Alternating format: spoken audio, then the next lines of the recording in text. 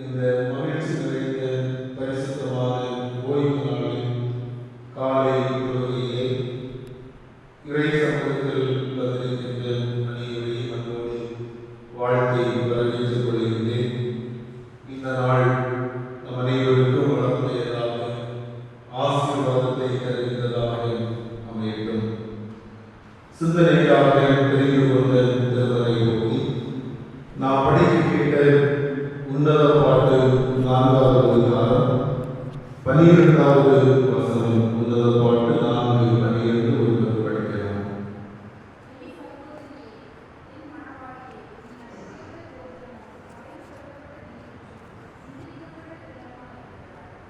அன்புக்குரியவர்களே, நாம் படிக்க கேட்ட இந்த வார்த்தைகள்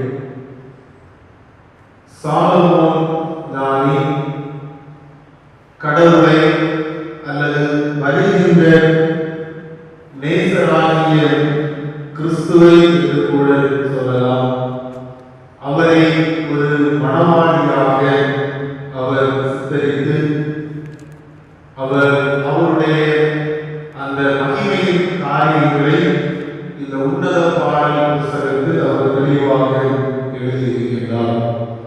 இந்த நாளிலே நாம் படிக்க கேட்ட 12வது வசனத்திலே அவர் சொல்லுகின்றார், என் சகோதரியே, என் மணவாளியே, நீ அடைக்கப்பட்ட தோட்டமும் மறைவு கட்டப்பட்ட நீரூற்றும் முத்திரிக்கப்பட்ட கிணறுமாய் இருக்கிறாய்.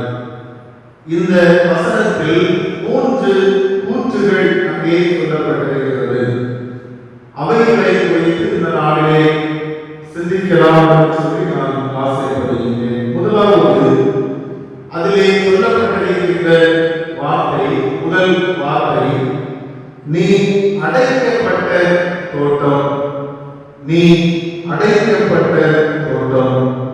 இது அன்றைக்கு திருமறை காலத்தோடு சொல்லி நிறைவு பெற்ற வார்த்தைகள் அல்ல. இன்றும் கடவுள் நம்மை இந்த நிலையில் அவர் ஆசீர்வதிக்க வேண்டும், இந்த நிலையில் அவர் நம்மை வைத்திருக்க வேண்டும் என்று நாம் அதை புரிந்து கொள்வது அவசியம். அடைக்கப்பட்ட தோட்டம் என்றால் என்ன? பொதுவாக நாம் இல்லங்களை வைத்திருக்கின்றோம். அதிலே வேலி அல்லது சுவர், மதில் சுவர் என்பது மிக மிக அவசியம். அதுதான் அடைப்பு என்பது.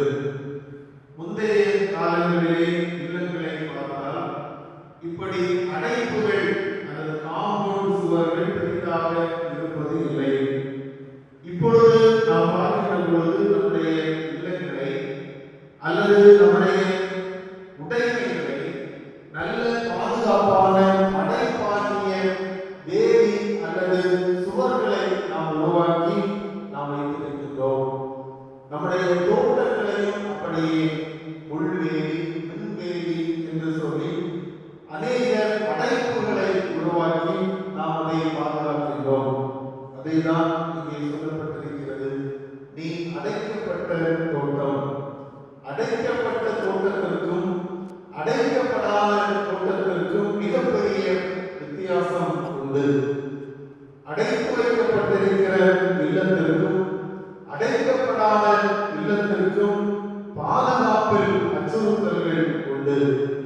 ஒரு இல்லம் அடைப்பில்லாமல் சுவர் இல்லாமல் இருந்தது என்று சொன்னால் அங்கே மிருக ஜீவன்கள் வருகின்றது, விஷ ஜந்துகள் வருகின்றது. இன்னும் சொல்ல வேண்டும் என்றால் வேலி இல்லை, அடைப்பு இல்லை என்று சொல்லி தீயவர்கள் அங்கே தஞ்சம் புகுகின்றார்கள். இப்படி அநேக தீங்குகள் அடைப்பில்லாத பொருள்களை, தோட்டங்களை, இல்லங்களை அது அணுகி ஒரு துன்பத்தை உருவாக்குகின்றதாக இருக்கின்றது. ஆக அடைப்பு இருக்கின்ற பொழுது அல்லது வேலி இருக்கின்ற பொழுது அது பாதுகாப்பு நிறைந்ததாக அமைகின்றது. இந்த நாளிலே கடவுள் நமக்கு தருகின்ற ஒரு காரியம் அல்லது பாதுகாப்பு அடைக்கப்பட்ட தோட்டம். நாம் எல்லாரும் அடைக்கப்பட்ட தோட்டத்தை போல பாதுகாப்போடு இருக்க ஆண்டவர் நம்மை அழைக்கின்றார்.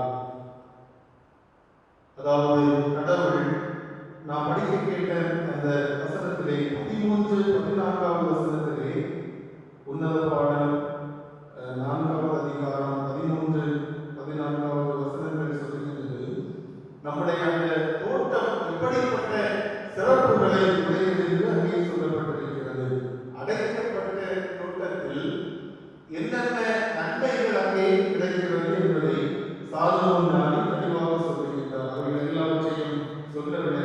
அங்கே சொல்லப்பட்டிருக்கிறது 13, 14 வசனங்களிலே அந்த தோட்டத்தில், அடைக்கப்பட்ட தோட்டத்தில் இருக்கின்ற நல்ல ஜீவ விருட்ச கனிகளை குறித்து அங்கே தெளிவாக சொல்லப்பட்டிருக்கிறது. இவைகளெல்லாம் நமக்கு பாதுகாப்பாக கிடைக்க வேண்டும் என்று சொன்னால் அந்த தோட்டம் அடைக்கப்பட்டிருந்தால் மட்டுமே அங்கே விளையப்படுகின்ற பொருட்கள் நமக்கு பாதுகாப்பாக கிடைக்கின்றது. ஆகவேதான் கடவுள் சொல்லுகின்ற பொழுது 49வது அதிகாரம் 16வது வசனம் ஏசாயா தீர்க்கதரிசி சொல்லுகின்றார், இதோ என் உள்ளம் கைகளில் உன்னை வரைந்திருக்கிறேன் என்று சொல்லுகின்றார். இதோ என் உள்ளம் கைகளில் வரைந்திருக்கிறேன், உன் மதில்கள் எப்போதும் என் முன் இருக்கிறது. உன் மதில்கள் எப்போதும் என் முன் இருக்கிறது. ஏசாயா தீர்க்கதரிசியின் மூலமாக கடவுள் சொல்லுகின்ற வார்த்தை. அவருடைய பிள்ளைகளாகிய நாம் ஒவ்வொருவரும் அவருடைய உள்ளம் கைகளில் நாம் வரைந்து அனுதினமும் மதில்களால் பாதுகாக்கப்படுகிறோம் என்று சொல்லி வசனம் அங்கே தெளிவாக சொல்லுகின்றது. இவைகளை நாம் சிந்திக்கின்ற பொழுது நாம் எல்லாருக்கும் காவலர் அல்லது பாதுகாவலர் கடவுள் என்பதை நாம் மறந்து போக வேண்டாம். ஒருவேளை நாம் வாழ்கின்ற உலகிலே நம்முடைய உடமைகளை, பொருட்களை, நம்முடைய தோட்டங்களை நாம் அநேக வேலிகளால் நாம் பாதுகாத்தாலும் நம்மை முழுமையாக பாதுகாக்கின்ற வேலியாக கடவுள் இருக்கின்ற பொழுது அது நமக்கு ஆசீர்வாதமாக அமையும். ஆகவேதான் யோபுடைய வாழ்க்கையிலே கடவுள் அவரை வேலி அடைத்து பாதுகாத்தாராம். வசனத்திலே நாம் படிக்கின்றோம் அல்லவா? யோபுடைய வாழ்க்கையிலே கடவுள் சாத்தான் சொல்லுகின்றான், நீர் அவனை, குடும்பத்தை வேலி அடைத்து பாதுகாத்திருக்கின்றீர்.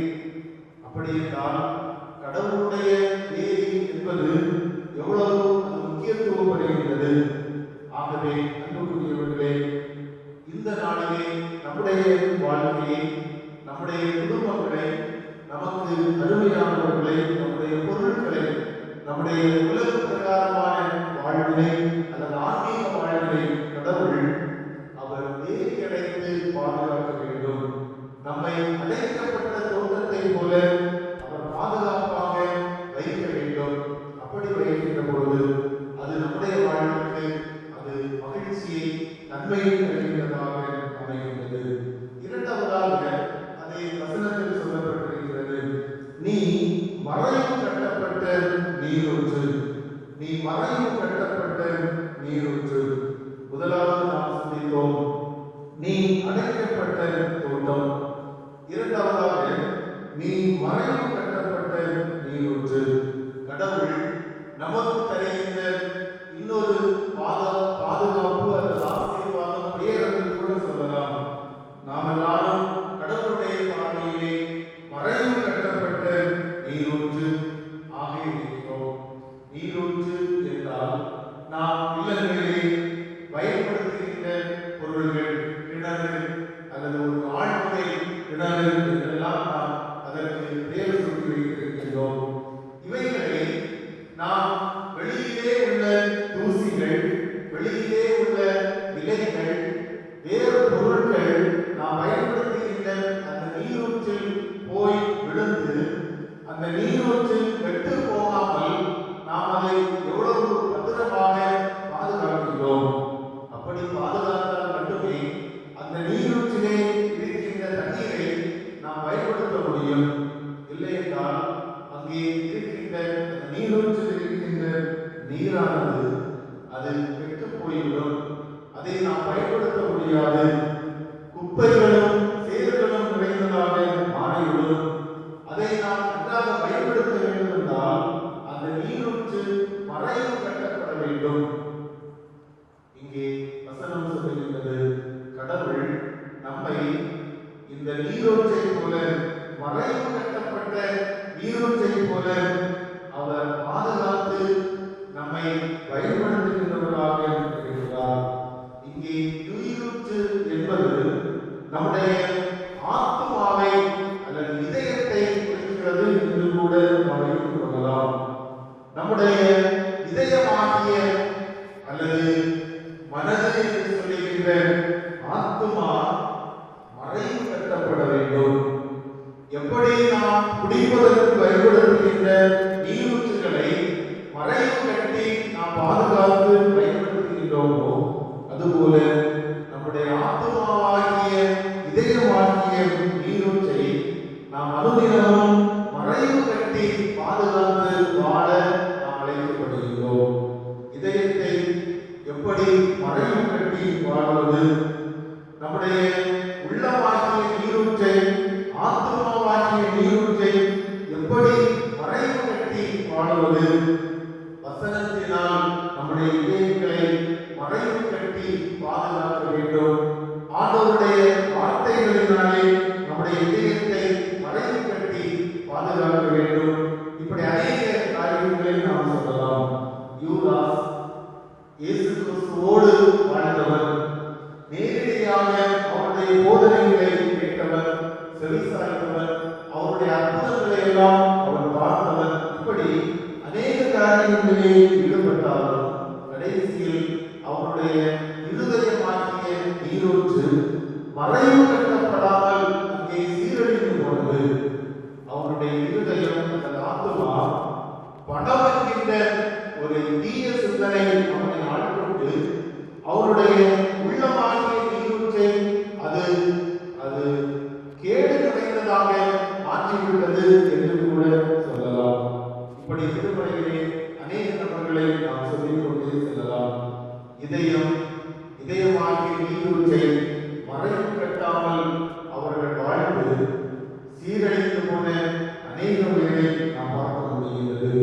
நீரூற்று என்பது மறைவு கட்டப்பட்டதாக அமைய வேண்டும் என்று ஆண்டவர் எதிர்நோக்குகிறார். அன்புக்குரியவர்களே, நம்மை கடவுள் சொல்லுகிறார், அடைக்கப்பட்ட தோட்டம். இரண்டாவதாக, நீ மறைவு கட்டப்பட்ட நீரூற்று. நிறைவாக, நீ முத்திரை செய்யப்பட்ட கிணறு. நீ முத்திரை செய்யப்பட்ட கிணறு. முத்திரை என்றால் என்ன? நாம் நினைக்கிறோம். முத்திரையிட்ட பொருளுக்கும் முத்திரை இல்லாத பொருளுக்கும் வித்தியாசம் இருக்கின்றது. நாம் கடையிலே சென்று ஒரு பொருள் வாங்குகிறோம், நாம் சொல்லுகிறோம் அல்லவா, நல்ல தரமான பொருளுக்கு ISI குறியீடு முத்திரை இருக்கின்றது. அப்படி அந்த குறியீடு இருந்தால் அந்த பொருளானது தரமுடையது. முத்திரைக்கு சிறப்பான ஒரு மரியாதை. இன்னும் சொல்ல வேண்டும் என்றால், அரசு அலுவலர்கள் சில இடங்களை முத்திரையிட்டு சீல் வைப்பதை நாம் பார்த்திருக்கின்றோம். ஒருவேளை அவர்கள் கொண்டு போடுகின்ற அந்த பூட்டினுடைய அளவு ஒருவேளை சிறிதாக இருக்கலாம். ஒரு 50 ரூபாய்க்குள்ள பூட்டாக இருந்தாலும் அதிலே அரசினுடைய முத்திரை குத்தப்பட்டால் அதனுடைய மரியாதை வேறு. யாரும் எதுவும் அதை செய்ய முடியாது, அணுக முடியாது. அதே வேளையில் மிகப்பெரிய விலையில் இருந்த ஒரு பூட்டினை கொண்டு நாம் பூட்டினாலும் அதனுடைய அதிகாரம் குறைந்தது.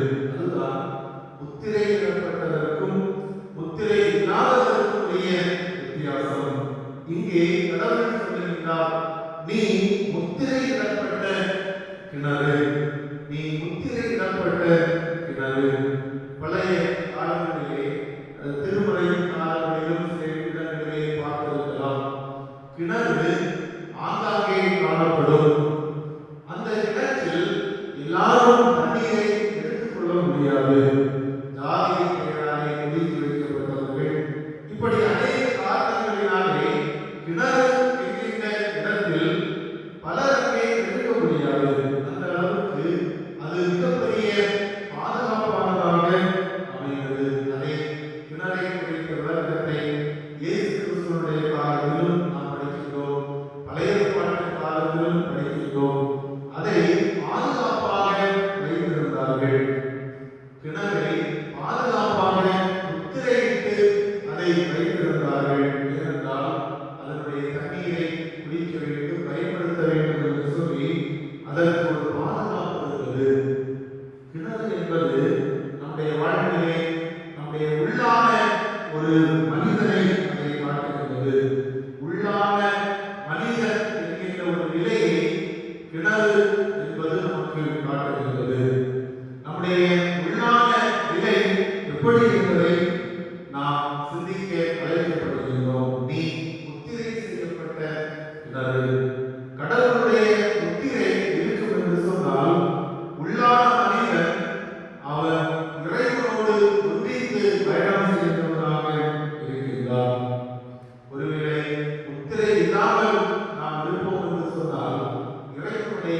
முத்திரை இல்லாமல் இருப்போம் என்று சொன்னால் நம்முடைய உள்ளான ஒரு நிலை அது சீரழிந்த ஒரு வாழ்வாக அமைகிறது என்பதையும் நாம் சிந்திக்க கடமைப்பட்டிருக்கின்றோம். ஒரு வசனம் அப்படியாக சொல்லுகிறது. எபேசியர் 1வது அதிகாரம் 13வது வசனத்திலே, நீங்கள் சத்திய வசனம் கேட்டு விசுவாசிகளான போது கிறிஸ்துவுக்குள் முத்திரை போடப்பட்டீர்கள். எபேசியர் 1:13, நீங்கள் சத்திய வசனம் கேட்டு விசுவாசிகள் ஆனபோது கிறிஸ்துவுக்குள் முத்திரை போடப்பட்டீர்கள். எப்பொழுது ஒரு மனிதன் அவர் முத்திரையிடப்பட்டு பாதுகாப்பாக அமைகிறான் என்றால், இங்கே வசனம் சொல்லுகிறது, சத்திய வசனத்தை கேட்டு யார் ஒருவர் விசுவாசிகளாக மாறுகிறார்களோ அவர்கள் கிறிஸ்துவுக்குள் முத்திரை போடப்பட்ட மனிதர்களாக இருக்கின்றார்கள். வசனத்தை கேட்க வேண்டும், விசுவாசிகள் ஆக வேண்டும். வசனத்தை தெளிவாக கேட்க வேண்டும், சரியாக கேட்க வேண்டும், அவைகளை புரிந்து கொள்ள வேண்டும். அப்பொழுது நாம் விசுவாசிகளாக மாறுகின்றோம். அப்படி அந்த இரண்டு நிலைகளை நாம் நடக்கின்ற பொழுது கிறிஸ்துவனுடைய முத்திரை, கிறிஸ்துவுக்குள் நாம் முத்திரை போடப்பட்டு, இங்கே சொல்லப்பட்டது போல முத்திரை செய்யப்பட்ட கிணறை போல நாம் பாதுகாப்பானவர்கள். நம்முடைய உள்ளான மனிதர் என்கின்ற நிலை பாதுகாப்பானது என்பதை இந்த பகுதிகளிலிருந்து நாம் புரிந்து கொள்ள முடிகிறது.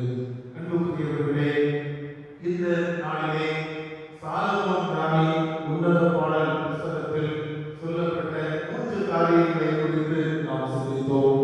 இது அன்றைக்கு சொல்லி நிறைவு பெற்ற ஒரு காரியம் அல்ல.